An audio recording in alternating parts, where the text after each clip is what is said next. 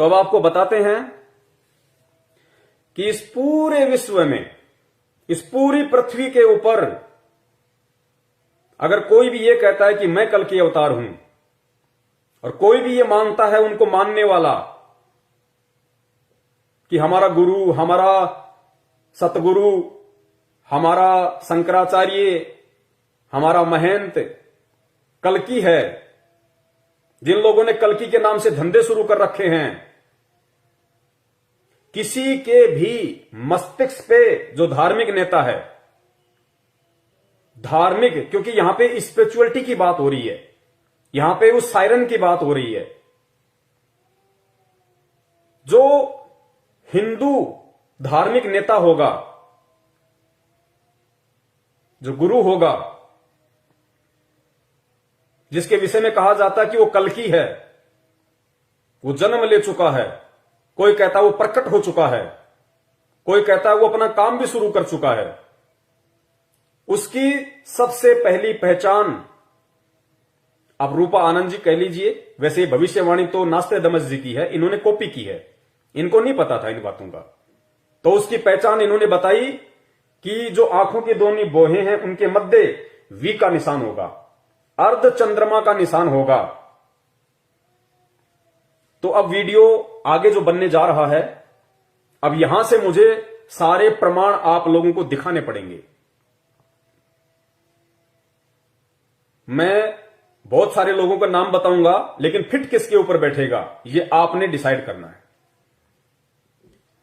तो इस पूरी पृथ्वी पे, इस पूरे ब्रह्मांड में, खाली पृथ्वी नहीं, इस पूरे ब्रह्मांड में आध्यात्मिक क्षेत्र में यदि कोई संत है, महात्मा है, और जिसके विषय में, जिसको टारगेट करके नास्त्रेदमस जी ने बरसों पहले भविष्यवाणी की थी कि वो जो हिंदू सायरन, हिंदू संत होगा,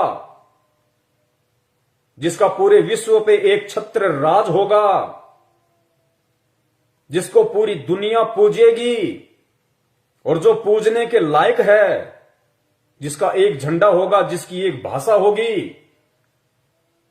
बड़े बड़े राष्ट्रों के राष्ट्र अध्यक्ष यानी प्रधानमंत्री, राष्ट्रपति अपने राजकाज की शुरुआत उससे सलाह लेके किया करेंगे, यानी वो उन सब का धार्मिक गुरु होगा। उसके दोनों बाहों के बीच में वी का निशान होगा, अर्ध चंद्र बिंदु, अर्ध चंद्र आधा चंद्रमा की तरह होगा।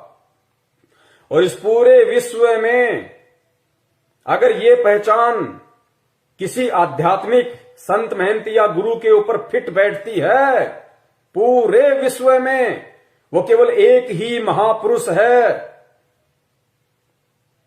उस महापुरुष का वो पवित्र नाम लेने से पहले, उस महापुरुष का वो पवित्र नाम लेने से पहले, क्योंकि बाइबल में एक जगह जिक्र आता है कि यहूदी लोग अपने परमेश्वर का नाम लेने से पहले जब वो बाइबल को पढ़ा करते थे, तो बाइबल में उस महापुरुष का, उस परमेश्वर का, जिसे भी वो कहते हैं या जानते हैं, मानते हैं, उनका नाम लेने से पहले वो लोग नहाया करते थे, स्नान किया करते थे कि हमारे खुदा का इतना नाम पवित्र है, इतना पाक है कि बगैर नहाए हम उसका नाम नहीं लेते थे। तो पुण्यात्माओं, जो पूरे विश्व की काया पलटेगा, विनाश के समय में उन आत्माओं को बचाएगा अपनी पावर से, जो प्राकृतिक आपदाओं को रोकने में समर्थ है, यूं हाथ कर देगा, अगर गिरता हुआ ग्लेशियर होगा वहीं टिक जाएगा, यूं हाथ कर देगा, सूरज अपनी जगह स्टेबल हो जाएगा। वो परम शक्ति है इस भारत देश की पवित्र भूमि पे। उस परम शक्ति का नाम लेने से पहले जितने भी आत्माएं उस परम सत्ता के संपर्क में हैं, मैं उन सभी से निवेदन करूंगा कि हम 2 मिनट के लिए उस वर्तमान के कल्कि अवतार, उस सुप्रीम, उस सायरन धार्मिक नेता, उस गॉड परमेश्वर अल्लाह का वो पाक पवित्र नाम सोशल मीडिया के माध्यम से, इस इंटरनेट के माध्यम से देश दुनिया तक पहुंचाने के लिए, लोगों को बताने से पहले 2 मिनट के लिए हम उनके चरणों की वंदना करेंगे। हम मानसिक उनके चरणों की सेवा करेंगे। उनके चरणों के ऊपर मानसिक क्रिया से स्वच्छ जल डालकर नीचे एक स्वच्छ पात्र रखकर फिर हम उनके मानसिक क्रिया से उस चरणा अमृत का पान करेंगे। उसके बाद हम उस महापुरुष का नाम इस जुबान से पूरे देश और दुनिया को आज इस लाइव शंका समाधान के माध्यम से बताएंगे।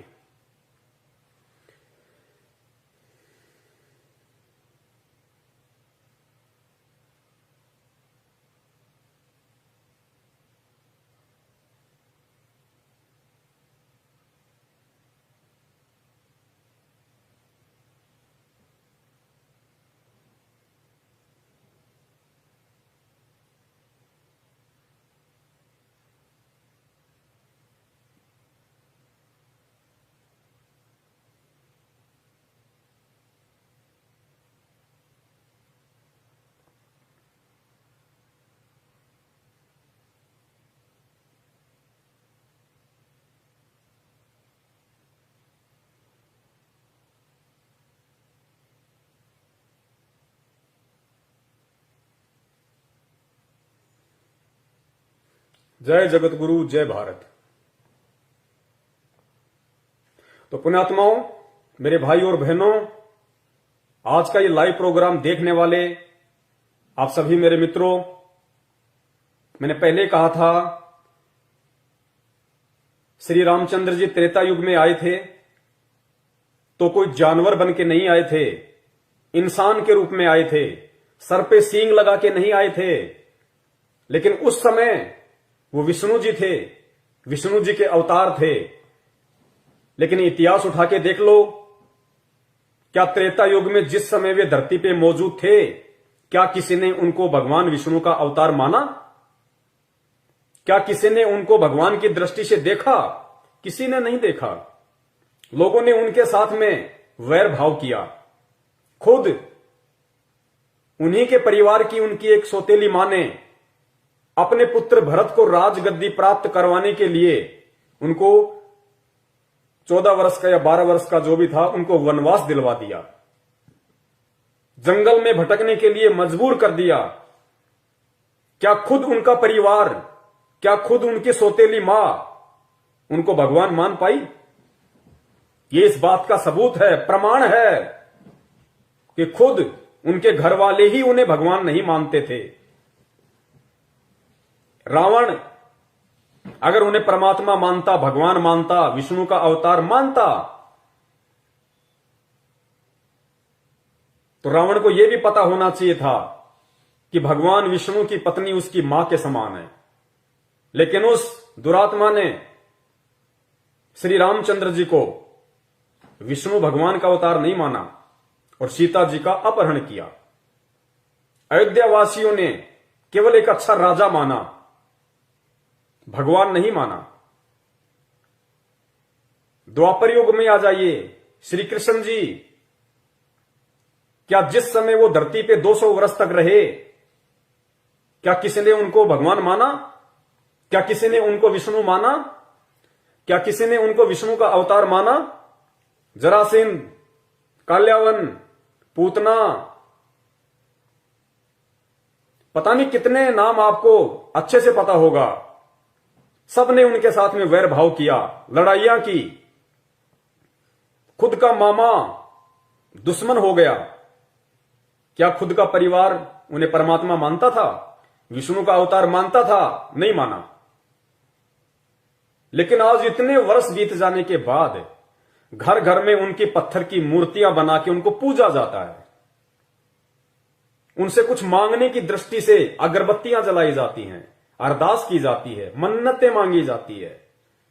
लेकिन क्या आज वो आपकी मन्नतें पूरी कर देंगे? क्या मूर्ति आपकी मन्नतें पूरी कर देंगी? 21वीं सदी के इंसान हो, शिक्षित हो, टेक्नोलॉजी है, विचार करो। अगर आपके पेट में दर्द है, आपको हॉस्पिटल याद आएगी। हॉस्पिटल में आप गए, वहां पे डॉक्टर साहब बैठे हुए हैं, आपने डॉक्टर को जाके अपनी तकलीफ बताई, डॉक्टर ने स्टेथोस्कोप निकाला, आपको चेक किया, आपकी समस्या को जाना, पहचाना, समस्या के अकॉर्डिंग फिर आपका इलाज किया, आपको मेडिसिन दी, तो आपको लाभ हुआ। तो जिस समय त्रेता में भगवान राम थे, द्वापर में भगवान श्री कृष्ण जी मौजूद थे, शरीर में थे, उस समय यदि उन्हें कोई भगवान मानता, उन्हें विष्णु का अवतार मानता और उस दृष्टि से उनके साथ में व्यवहार करता, तो अवश्य वो उस समय उस व्यक्ति की हेल्प करते, मदद करते, सहायता करते। लेकिन आज इतने वर्ष बीतने के बाद फिर यदि वो व्यक्ति फिर किसी दिन हॉस्पिटल जाता है, उसको कोई और समस्या हो जाती है, फिर वही व्यक्ति दोबारा से हॉस्पिटल जाता है, यह सोचकर कि डॉक्टर साहब मिलेंगे और पिछली बार की तरह मेरा इलाज करेंगे, मुझे राहत प्रदान करेंगे। और अब की बार जब वो हॉस्पिटल जाता है तो मालूम पड़ता है कि डॉक्टर साहब का तो निधन हो गया, और उसी हॉस्पिटल में डॉक्टर साहब की संगमरमर की एक 6 फुट की गले में स्टेथोस्कोप लटका हुआ बहुत अच्छी एक मूर्ति बना रखी है। अब वो व्यक्ति क्या उस पत्थर की मूर्ति को अपने पेट की पीड़ा बता सकता है? क्या वो पत्थर की मूर्ति स्टेथोस्कोप उठा के उसकी रगों पे रख के क्या वो उस दर्द को जान के उस व्यक्ति का इलाज कर सकती है? आप कहोगे नहीं, संभव ही नहीं है, पत्थर की मूर्ति कहां से इलाज कर देगी। वो तो जब मौजूद थे डॉक्टर साहब तो खुद वो चेक करते, देखते, जानते, पहचानते, फिर उसको कोई मेडिसिन देते, तो उस व्यक्ति को लाभ होना था। अब डॉक्टर साहब की पत्थर की मूर्ति के आगे चाहे अगरबत्ती करो, चाहे दंडवत करो, चाहे हाथ जोड़ो, चाहे कितना ही सुबह से शाम तक बोलते रहो, चीखते रहो, चिल्लाते रहो, वो डॉक्टर वो पत्थर की मूर्ति के कान ना तुम्हारी आवाज को सुन सकते हैं और उस पत्थर की मूर्ति की आंखें ना तुम्हारे दर्द को देख सकती है। तो इलाज कैसे होगा? यही स्थिति वर्तमान में श्री कृष्ण और श्री रामचंद्र जी की मूर्ति बना के, भगवान मान के जो पूजा जा रहा है, आप कंपेयर कर लीजिए। ये शिक्षा आपको परमेश्वर ने इसीलिए दी है कि आप समझें, आंखें खोलें। मानव शरीर केवल परमात्मा प्राप्ति के लिए मिलता है, भक्ति करने के लिए मिलता है, आडंबर और पाखंड के लिए नहीं मिलता है। तो आज वो पत्थर की मूर्तियां हमें कदापि लाभ नहीं दे सकती। तो कहने का मतलब है, आज आपको जिस सुप्रीम का नाम बताया जा रहा है, जिस अवतारी शक्ति के विषय में बताया जा रहा है, अगर आप समझदार हो, 21वीं सदी के सभ्य इंसान हो और वास्तव में यदि आपको लाभ लेना है, तो वो परम शक्ति आज इस पृथ्वी पे ठीक उसी प्रकार मानव शरीर में प्रकट है, मानव शरीर में विद्यमान है। जिस प्रकार त्रेता में श्री रामचंद्र जी थे, द्वापर में श्री कृष्ण चंद्र जी थे। तो लाभ लेना है तो उनके विषय में जान के, बहुत अच्छे से पहचान के और विचार करके, मनन करके, मंथन करके निष्कर्ष निकालना वीडियो एंड तक देख के, क्योंकि अभी शुरुआत है, अभी केवल भूमिका बनी है। उस महान शक्ति का आपको नाम बताया जाएगा और नाम बताने के बाद में फिर इन भविष्य वक्ताओं की भविष्यवाणियों के आधार से आपको पहचान करवाई जाएगी। क्योंकि भगवान जब भी पृथ्वी पे आता है, या भगवान जब जब पृथ्वी पे आया है, भगवान ने जब जब अधर्म का नाश करने के लिए, सत्य की सत्ता स्थापित करने के लिए, दुनिया में सुख और शांति पैदा करने के लिए अगर यहां पे उनका अवतरण हुआ है, वो प्रकट हुए हैं, तो सुअर बन के प्रकट नहीं हुए, गधे बन के प्रकट नहीं हुए, राक्षसों की तरह सींग लगा के नहीं आए, वो एक जनसाधारण के परिवार में आए हैं। दशरथ के घर में रामचंद्र जी आए,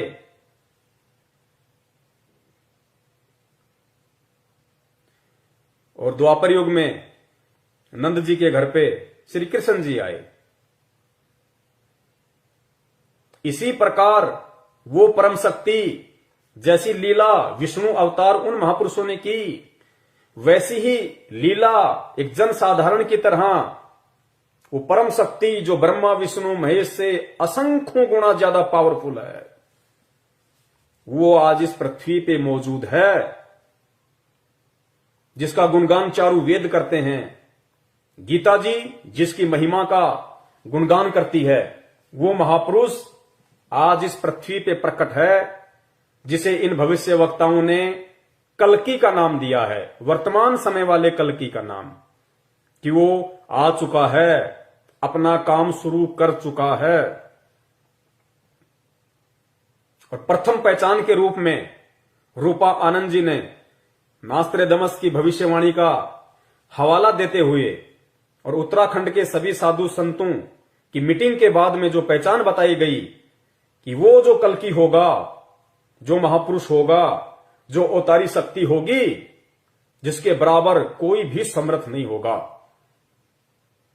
उसके मस्तिष्क पे अर्धचंद्र का निशान होगा, वी का निशान होगा। तो वो परम शक्ति, वो महापुरुष, वो साइरन द ग्रेट,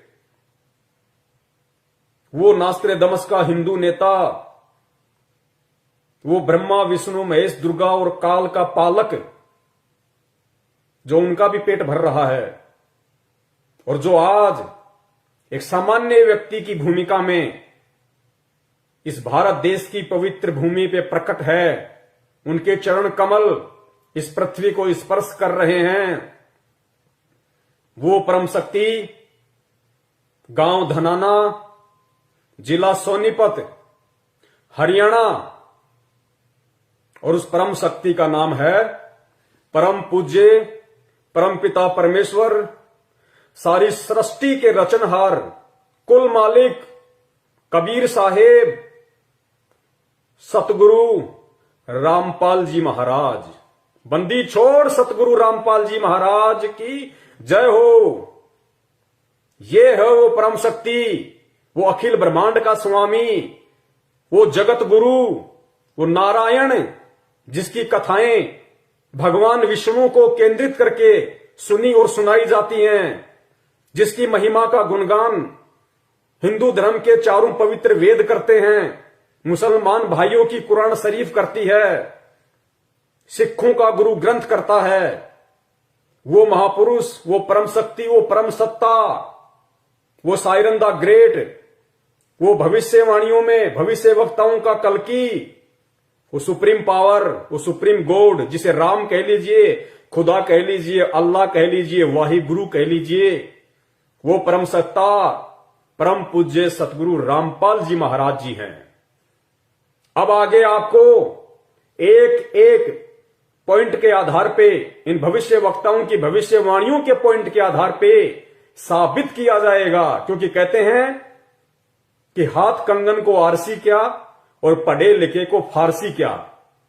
ये मैं नहीं कहूंगा, आप ही के भविष्य वक्ता, जिनको आप लोगों ने सुप्रीम बना रखा है, जिनके यूट्यूब पे वीडियो चलते हैं, जिन्होंने भविष्यवाणियां कर रखी हैं, और इन्हीं भविष्य वक्ताओं ने जो पहचान उस कल्कि को लेके की है, उस सुप्रीम को लेके की है कि वो प्रकट हो चुका है।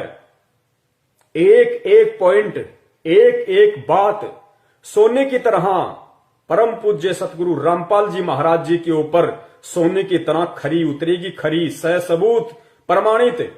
और सबूत देखकर भी अगर कोई दुरात्मा सत्य को स्वीकार नहीं करती है, तो विनाश के समय में उसकी सुरक्षा, उसकी रक्षा इस ब्रह्मांड में कोई नहीं कर सकेगा।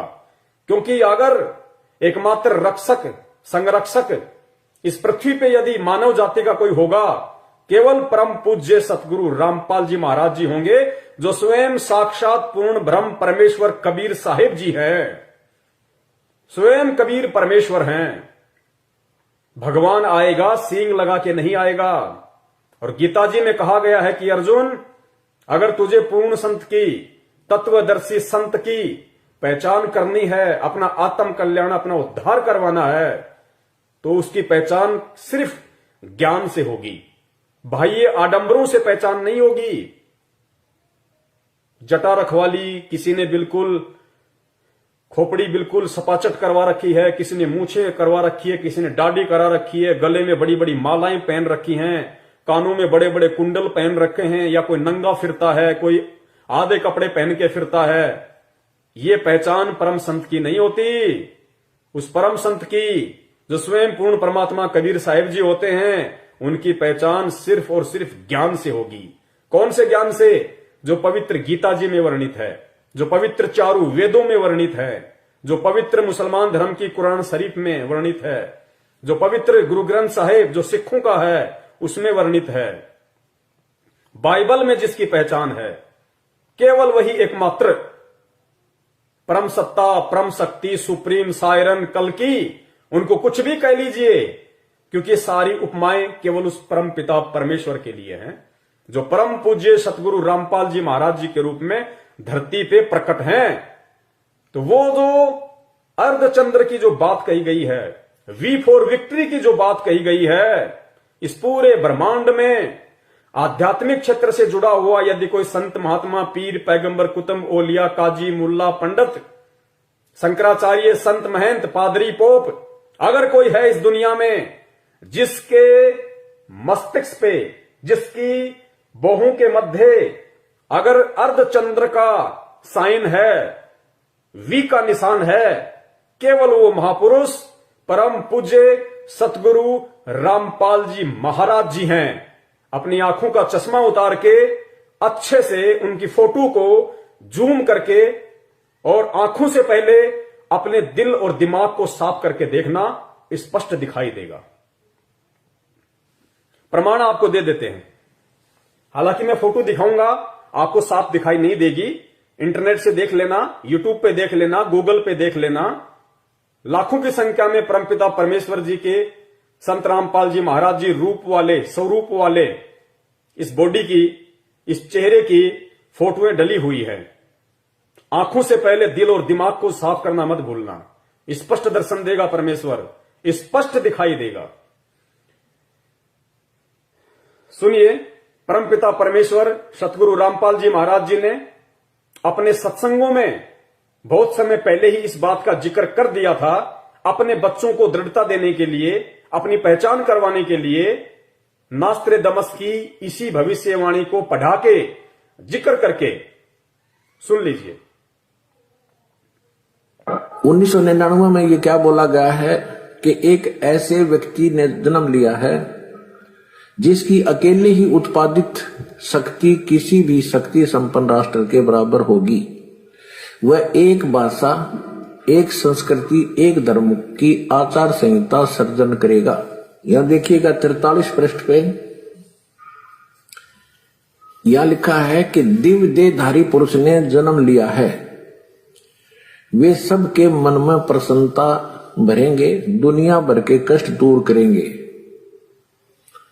अन्यायी और अत्याचारियों को भी वह ठीक करेंगे। रात्रि के प्रथम पहर में जब मैं प्रगाढ़ निद्रा में होता हूं तो स्वप्न में एक दिव्य पुरुष को देखता हूं, दिव्य व्यक्ति को। किसी जलाशय के निकट बैठे हुए इस योगी के मस्तक में दोनों भावों के जहां मिलती हैं तो उसमें अर्ध चंद्रमा के दर्श होते हैं। उसके बाल सफेद हैं, सुबर वेशभूषा है या निसाधारण सुंदर, वर्ण गौर है, गोरा कलर है तथा पैरों में चर्म विहीन पाहन यानी पादुकाएं हैं। बिना चमड़े की जूतियां पहनता है। आज तो हमने पूरे अनुयायियों से कोई बैन लगा रखा है कि चमड़े की जूती तुमने पहननी है, नहीं मैं तो पहनूं था कितने।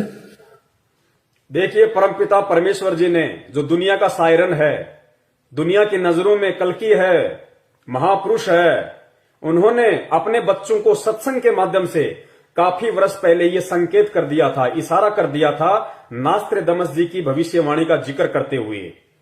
उन्होंने जो अर्धचंद्र की बात अपने सत्संग में बताई है, लेकिन खुल के नहीं बताया, क्योंकि अब वो ये नहीं कहेंगे कि बच्चों मेरे मस्तिष्क पे अर्धचंद्र का निशान है। समझदार को संकेत काफी होता है। आगे नास्त्रेदमस जी ने कहा कि वो जो हिंदू संत होगा, वो जो सायरन होगा, वो चर्म विहीन पादुकाएं पहनेगा। चर्म विहीन मतलब बिना चमड़े के चप्पल और जूते पहनेगा। इस पूरे विश्व में केवल एक परम पूज्य सतगुरु रामपाल जी महाराज जी ही वो परम संत हैं जिन्होंने अपने जीवन में कभी भी चमड़े की किसी भी वस्तु का प्रयोग नहीं किया, क्यों नहीं किया? क्योंकि चमड़े की वस्तुएं जानवर को मार के, क्योंकि आज वर्तमान में ये एक बहुत बड़ा बिजनेस बन चुका है चमड़े का, और चमड़े को लॉन्ग लाइफ देने के लिए, लंबी जीवन देने के लिए जानवरों को जीवित ही किस प्रकार तड़पा तड़पा के उनकी खाल उतारी जाती है, जीव हत्या की जाती है। इसलिए परम पूज्य सतगुरु रामपाल जी महाराज जी ने ना कभी खुद चमड़े से बनी किसी वस्तु का जीवन में प्रयोग किया, और जब से वो आध्यात्मिक क्षेत्र में आके उपदेश करने लगे हैं, उन्होंने अपने किसी भी भगत को, शिष्य को, अनुयायी को चमड़े के जूते पहनने के लिए नहीं कहा। स्पष्ट अपने सत्संगों में, अपनी मर्यादाओं में उन्होंने अंकित किया हुआ है कि हमने चमड़े से बनी किसी भी वस्तु का प्रयोग नहीं करना है। ये चमड़े की बात उन्होंने स्पष्ट रूप से कही, और साथ ही ये कहा कि मैं तो खुद अपने भक्तों को चमड़े के जूते, बेल्ट, परस या कोई भी वस्तु प्रयोग करने के लिए मना करता हूं, तो मैं तो पहनता ही कहां। ये इन्होंने स्पष्ट यहां पे बोल दिया। लेकिन वो माथे में जो चंद्र वाला निशान है वो नहीं कहेंगे सत्संग करते समय कि देखो बच्चों वो मेरे मस्तिष्क के ऊपर है। वो संकेत है, समझने वाले समझ गए होंगे, वरना समय आने पे तो खुलासा होना ही होना था, जिस प्रकार इंटरनेट के माध्यम से आज हो रहा है। तो ये है वो परम शक्ति, ये है वो परम सत्ता, जिनके ऊपर इस देश दुनिया के प्रसिद्ध हो या सुप्रसिद्ध हो, छोटा हो या बड़ा हो, नामी हो या गिरामी हो, कोई भी भविष्यवक्ता हो, उनकी भविष्यवाणी का प्रत्येक पॉइंट अगर इस विश्व में किसी संत महात्मा के ऊपर फिट बैठेगा तो केवल वो एक ही नाम है, परम पिता परमेश्वर सतगुरु रामपाल जी महाराज। ये दो भविष्यवाणियां जो रूपा आनंद ने जिक्र किया, मस्तिष्क के ऊपर अर्धचंद्र का निशान, वी फॉर विक्ट्री, केवल परम पूज्य सतगुरु रामपाल जी महाराज जी पे ही आपको ये निशानी मिलेगी। अन्य जितने भी संत महंत शंकराचार्यों के शिष्य भगत अगर ये प्रोग्राम देख रहे हो तो आप अपने गुरुदेव के मस्तिष्क पे कभी आपको उनसे मिलने का मौका मिले, आराम से चश्मा उतार के देख लेना, आपको ये साइन नहीं मिलेगा। केवल उसी पे मिलेगा जो पूर्ण ब्रह्म परमेश्वर है, साक्षात कबीर देव है। दूसरा, नास्त्रोदामस ने चमड़े का जिक्र किया, तो ये भी केवल सिर्फ और सिर्फ उसी परम संत के ऊपर खरा उतरेगा, क्योंकि भविष्यवाणी बहुत समय पहले हो चुकी थी और परमपिता परमेश्वर ने कभी भी चमड़े से बनी वस्तुओं का उपयोग नहीं किया। उल्टा अपने शिष्यों को भी प्रयोग करने से सीधा सीधा मना करते हैं कि अगर मेरी इन मर्यादाओं का कोई उल्लंघन करेगा उसे मेरा शिष्य कहलाने का कोई अधिकार नहीं है। स्पष्ट तौर पे वे मना करते हैं कि मुझे आश्रम में भीड़ इकट्ठा नहीं करनी है। आगे चलते हैं, आगे देखिए, रूपा आनंद ने संत जय गुरुदेव जी की जिस भविष्यवाणी का जिक्र किया था, देखिए जय गुरुदेव जी की भविष्यवाणी इस पूरे ब्रह्मांड में, इस पूरी पृथ्वी पे अगर किसी आध्यात्मिक क्षेत्र से जुड़े हुए संत महात्मा गुरु से मिलती है तो वो केवल एकमात्र परम पूज्य सतगुरु रामपाल जी महाराज जी हैं।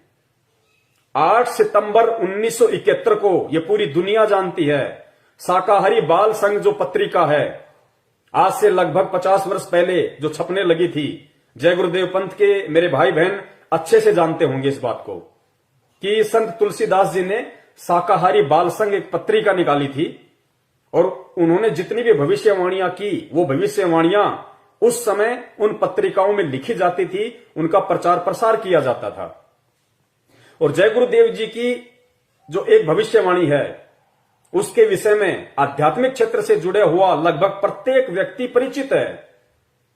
8 सितंबर 1971 को उन्होंने क्या भविष्यवाणी की थी? उन्होंने कहा था कि जिस अवतारी शक्ति के विषय में मैं बार बार जिक्र करता हूं, जिसके विषय में मैं हर बार कहता हूं कि विनाश का समय आने वाला है, घोर कलयुग आने वाला है, उस विनाश के समय में यदि कोई बचाव करेगा, रक्षा करेगा, केवल वो अवतारी महापुरुष है जिसका एक झंडा होगा, जिसकी एक भाषा होगी। एक झंडा और एक भाषा का मतलब क्या है? एक झंडे का मतलब है जिसका एक छत्र राज होगा और एक भाषा का मतलब पूरे विश्व में केवल उसी का एक ज्ञान होगा, जिसका एक झंडा और जिसकी एक भाषा होगी। पूरे विश्व में केवल उसी का राज होगा और पूरे विश्व में केवल उसी का एकमात्र ज्ञान होगा। उसको कहते हैं एक झंडा और एक भाषा। तो 8 सितंबर 1971 को जय गुरुदेव जी ने सार्वजनिक तौर पे सत्संग करते हुए कहा था कि आज वो महापुरुष जिसके विषय में मैं बार बार जिक्र करता हूं, जो देश दुनिया की काया पलट करके रख देगा, आज वो महापुरुष 8 सितंबर 1971 को पूरे 20 वर्ष का हो चुका है। पूरे 20 वर्ष का एग्जिट। और अगर अभी से उसका पता बता दूं तो लोग उसके पीछे पड़ जाएंगे। अभी ऊपर से आदेश पता बताने का नहीं हो रहा है। तो पुण्यात्माओं, इस पूरे विश्व में जितने भी लोग किसी न किसी संत महंत महात्मा शंकराचार्य से जुड़े हुए हैं, चाहे वो किसी भी धर्म के हों, आप अपने गुरुदेव की डेट ऑफ प्रकट, क्योंकि हम डेट ऑफ बर्थ का जिक्र नहीं करेंगे, क्योंकि डेट ऑफ बर्थ उसकी होती है जो जीव होता है, जो मां के गर्भ से जन्म लेता है। और मां के गर्भ से जन्म लेने वाला जीव संज्ञा में होता है, वो प्राणी होता है, आप और हमारी संज्ञा में होता है। वो देश का उद्धार नहीं कर सकता, वो देश का तारणहार नहीं हो सकता, वो देश का मुक्तिदाता नहीं हो सकता। परम पुरुष, महापुरुष केवल प्रकट होते हैं। लोगों को लगता है उन्होंने मां के गर्भ से जन्म लिया है, लेकिन वो जन्म नहीं लेते, क्योंकि परमेश्वर के गुणों में जन्म लेना नहीं है। ये वेद महिमा का गुणगान करते हैं, गीता इस महिमा का गुणगान करती है। परम पुरुष, महापुरुष, सायरन स्वयं वो कबीर परमेश्वर होता है। और वो कबीर परमेश्वर जब इस पृथ्वी पे प्रकट होता है किसी भी साधु संत के रूप में या जिंदा महात्मा के रूप में, केवल प्रकट होते हैं।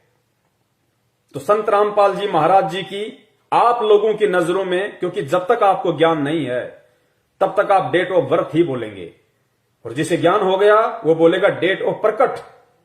तो हमारी नजरों में डेट ऑफ प्रकट और आपकी नजरों में डेट ऑफ बर्थ उनकी 7 सितंबर 1951 है।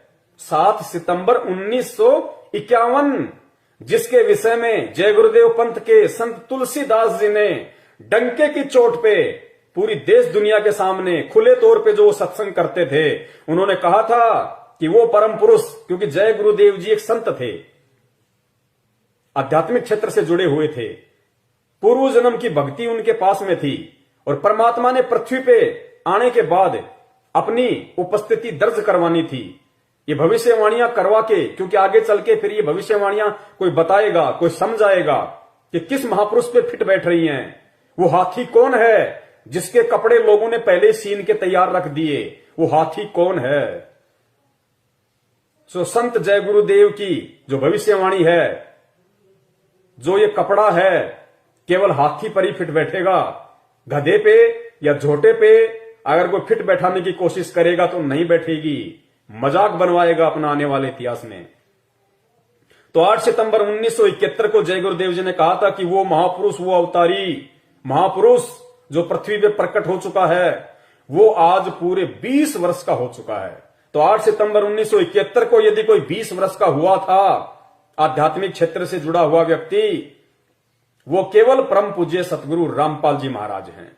आप उनकी डेट ऑफ बर्थ निकाल के देख सकते हैं, गूगल पे मंगवा सकते हैं, पैन कार्ड, आधार कार्ड, लाइसेंस, कुछ भी। उनकी डेट ऑफ बर्थ उस समय पूरी 20 वर्ष की हो चुकी थी। तो संत जय गुरुदेव जी की भविष्यवाणी अगर इस विश्व में किसी संत महात्मा पे फिट बैठती है, वो केवल परम पूज्य सतगुरु रामपाल जी महाराज जी हैं, अन्य कोई नहीं है। चाहे कितनी ही कोशिश क्यों ना कर लो, फर्जी बनवा नहीं सकते, क्योंकि पूरी दुनिया के सामने है। अब कोई पलट नहीं सकता, क्योंकि सबके डेट ऑफ बर्थ पूरी दुनिया के सामने है। इसलिए जो समझदार व्यक्ति होगा, जो बुद्धिमान व्यक्ति होगा, जो परमात्मा प्रेमी आत्मा होगी, उसको ये सारे प्रमाण और किस व्यक्ति पे फिट बैठ रहे हैं उसको स्वीकार करने चाहिए, स्वीकार कर लेने चाहिए और अपना आत्म कल्याण उस महापुरुष की शरण में आके करवा लेना चाहिए। अब सुनिए परम पूज्य सतगुरु रामपाल जी महाराज जी का एक छोटा सा सत्संग, जिसमें उन्होंने जय गुरुदेव पंथ के संत तुलसीदास जी की उस भविष्यवाणी को उन्हीं की शाकाहारी पत्रिका से पढ़ के बनाया, सुनाया है। सुनिए।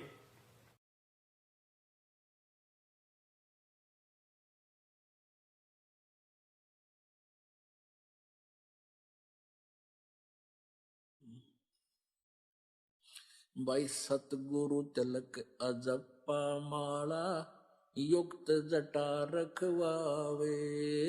सतगुरु तिलक अजप्पा माला युक्त जटा रखवावे। जत को पीन सत का चोला भीतर बेख बनावे। जब कोई राम भगत गत पावे हो जी। जब कोई राम भगत गत पावे हो जी। भाई लोक लाज मर्याद जगत की तरण ज्यों तोड़े बगावे। लोक लाज मर्याद जगत